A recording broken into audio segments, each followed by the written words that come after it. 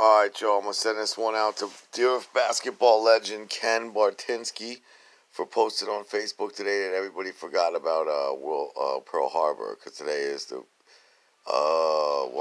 let's see, 77th year since Pearl Harbor.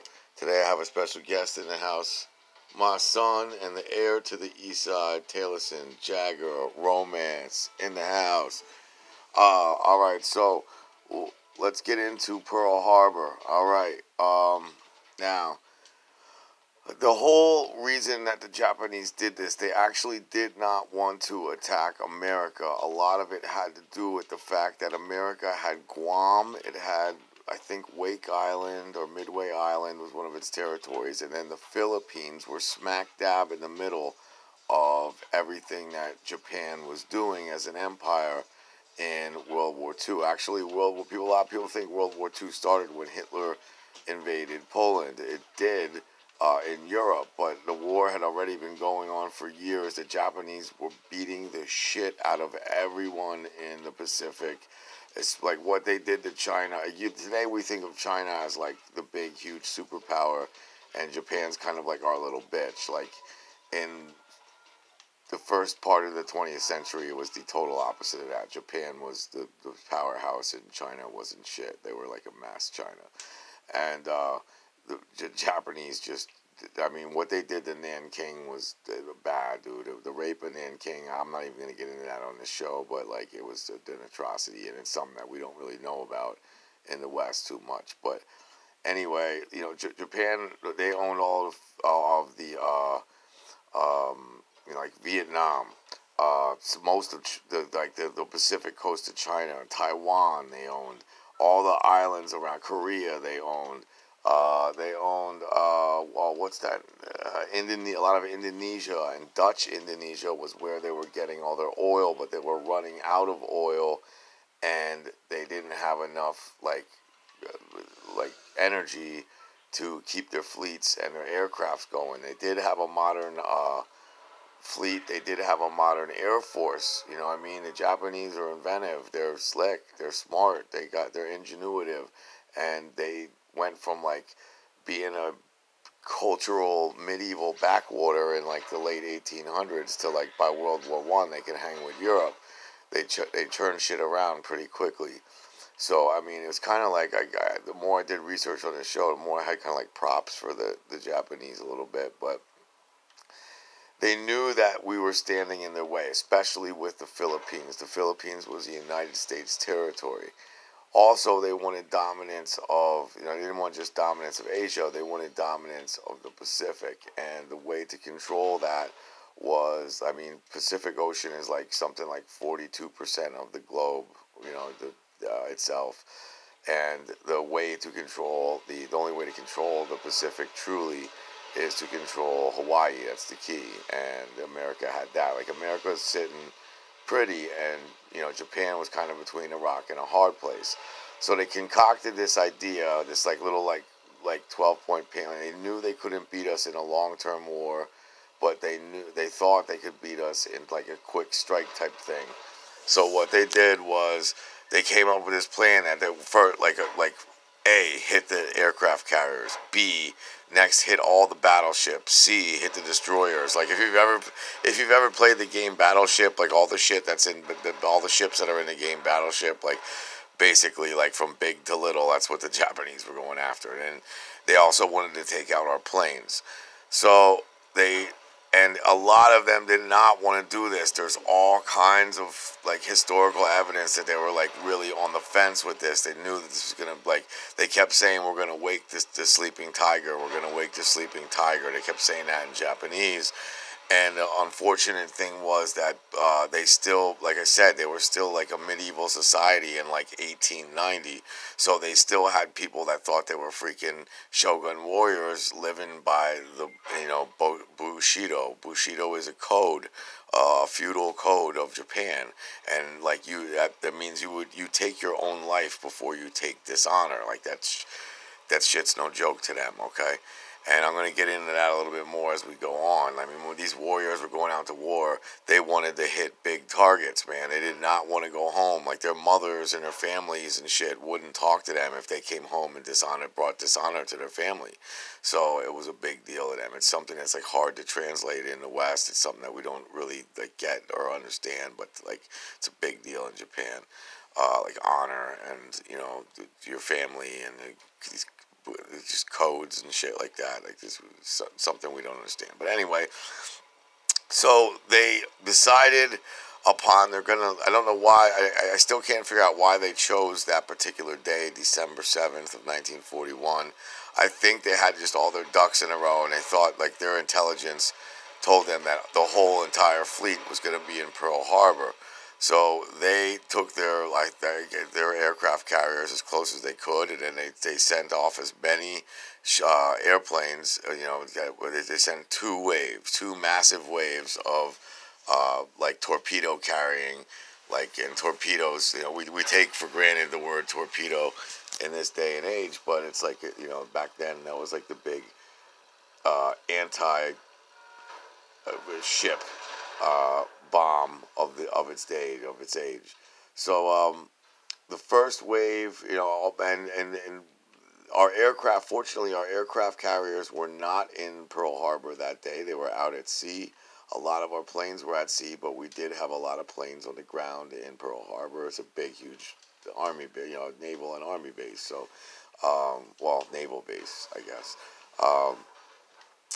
So they got there in the first wave, and it really was, from the get-go, it was kind of a mess for the Japanese. It was not a good strike. Like, they did not, the weather didn't cooperate with them. They missed a lot of targets. There was the main thing they wanted to hit, the big guns that were there once there was no aircraft carriers, were the battleships. Now, there was 9 battleships right by each other on Pearl Harbor. There was 8 that were in what's called Battleship Row. And among them was, like, the Utah, the West Virginia,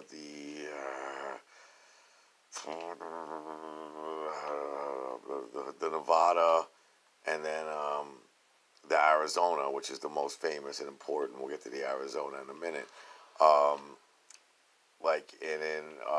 And then the California, the USS California, was getting fixed at the moment. So it was kind of like in like a cove, just a little few hundred meters off of where the rest of the, you know, maybe like a mile off of where the rest of the fleet was. And then there was a whole lot of destroyers, a whole lot of cruisers around that they had also got hit. But for the most part, like, they didn't really, like, all grand total, like, in the first wave, they hit the, they first started out hitting in Nevada, then that sustained damage. And these are big, huge ships. These are ships that carried like 2,000 people each and shit. You know, like 2,000 to 3,000 people. These are big, giant ships. They have big, huge guns. And at first, we didn't know they were like. We saw them. Our anti-aircraft, you know, and our radios picked them up coming in, you know, at the last minute. And we did fire off some shots in the first round, and we did get our shit together, and we did fire back, but we didn't get a whole lot of good shots at them. They ended up in the first round.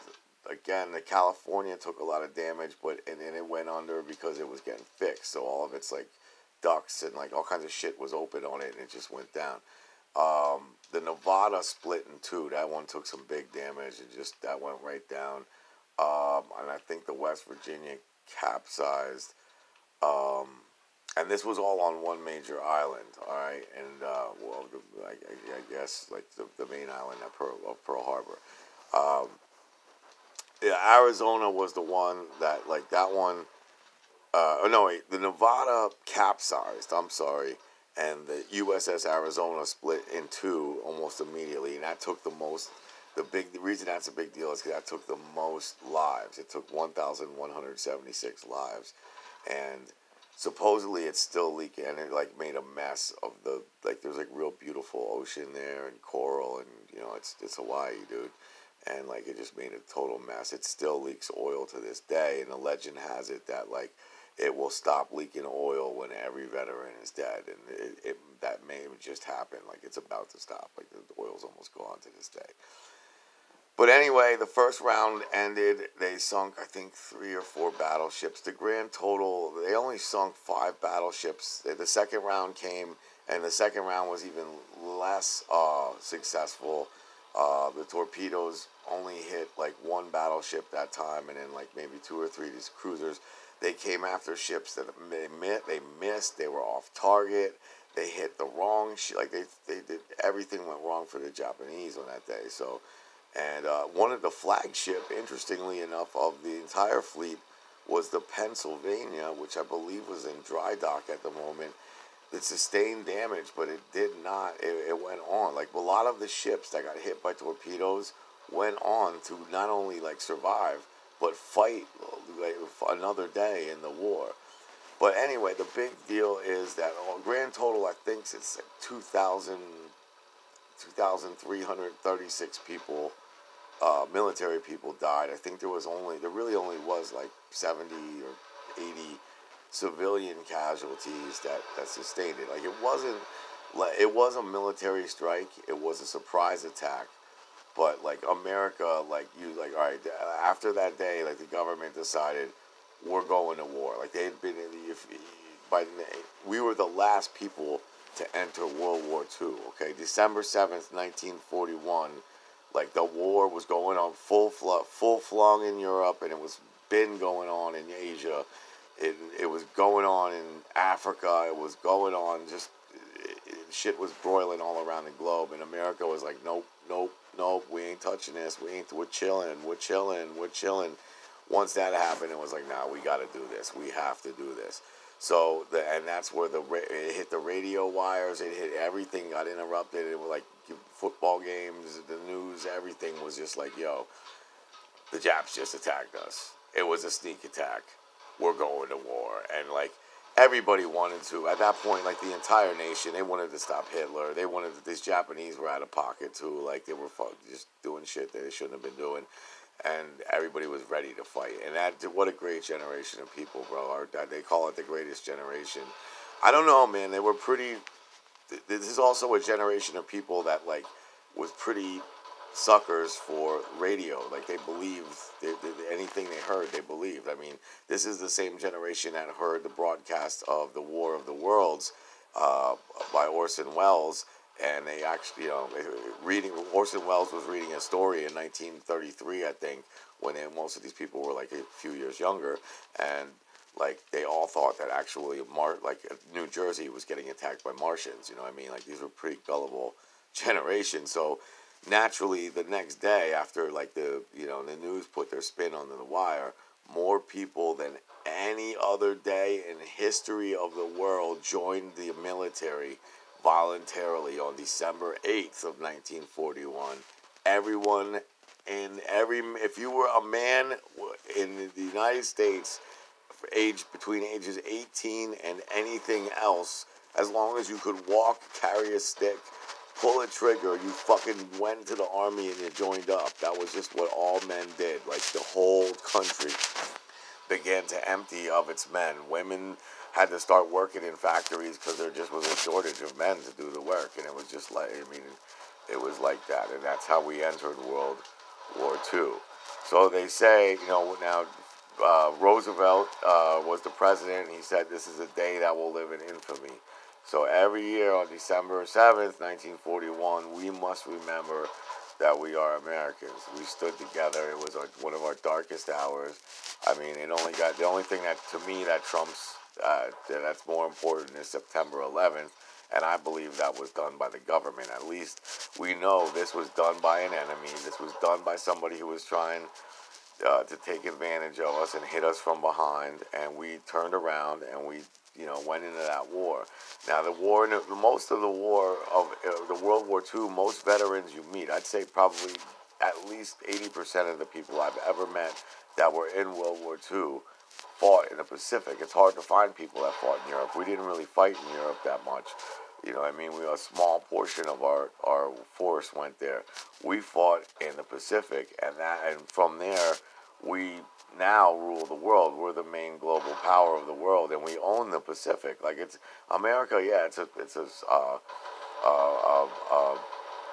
the fourth largest country in the world right now, or the third largest country in the world right now. It's been that way for a while, but like when you add up like all of what we really control, we're the biggest country ever in the history of history, and that happened because that it was triggered by us getting hit by in Pearl Harbor. We would end up going on to fight the Japanese. We would take back almost all of their possessions except the 4 main islands of Japan, and give them and restore them back to their original nations or make them our territories.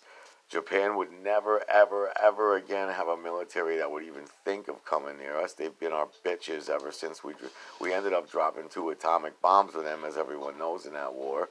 They wouldn't even stop. I mean, we drop a nuclear bomb on them, and these thick-headed morons wouldn't fucking stop. So we had to drop another bomb on them.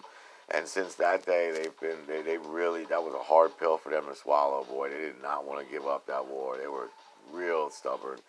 And to this day, they make us cameras and sushi. So that's what happens when you fuck with America. I'm proud to be an American, even if it is propaganda that rich bankers spun up so that we fight their wars and do what they want. I'm still proud to be an American. Both my grandfathers fought in the Pacific. Both my grandfathers saw action against the Japanese. Both were present in somewhere within 500 miles of the bombs dropping when they dropped, and both were in a cleanup crew of the action, both in Japan and Korea. My grandfather on my father's side, his name is Linhart Raft. He was actually in the Navy. He was I don't think he was in Pearl Harbor when it happened, but he was, the battles that happened right after that, he was part of. My grandfather on my mother's side, Richard Fitzpatrick, is one of the youngest people. He turned 18 in October of 1944, so he saw the tail end of the action, and he was just a kid. And he would end up spending 3 more years in Korea and be fighting in the beginning of the Korean War as well. I'm proud to be an American. Today is not only December 7th, 1941, the day that will live in infamy, the day we were bombed in Pearl Harbor. It is also my father's 65th birthday. Happy birthday to Jans France, and long live America. Peace.